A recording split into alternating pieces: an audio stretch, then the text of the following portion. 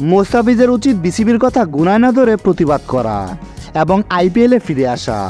সে তো জিম্বাবুয়ের বিপক্ষেও খেলছে না, শুধু শুধু বসে আছে।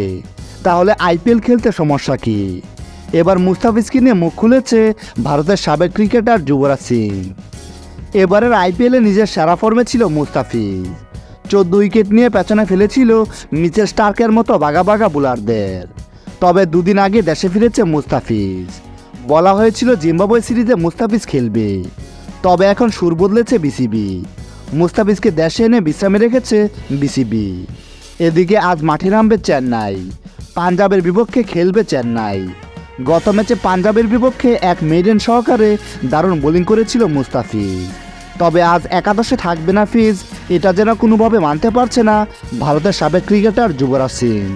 তিনি বলেন, মুস্তাফিজকে আজ মিস করবে চেন্নাই।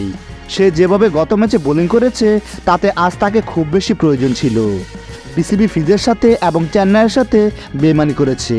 তারা মুস্তাফিজকে কোনো কারণ ছাড়াই দেশে বসিয়ে রেখেছে।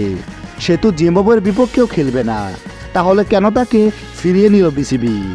জিম্বাবুয়ে সিরিজে মুস্তাফিজ বিশ্রামে থাকতে পারে, তাহলে মুস্তাফিজকে আইপিএল থেকে কেন নিল?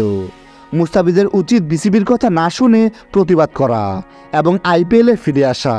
তাতে মুস্তাফিজ পরের বছর ভালো দাম পাবে আইপিএলে। বিসিবি যেহেতু তার ভালো চাচ্ছে না, সেহেতু ফিজের উচিত বিসিবির কথা গুনায় না ধরা। প্রিয় দর্শক, যুবরাজ সিংয়ের সাথে কি আপনি একমত? ফিজের আইপিএল খেলাটা কি খুব বেশি জরুরি? এই ব্যাপারে আপনার মতামত কি জানিয়ে দিন কমেন্ট করে।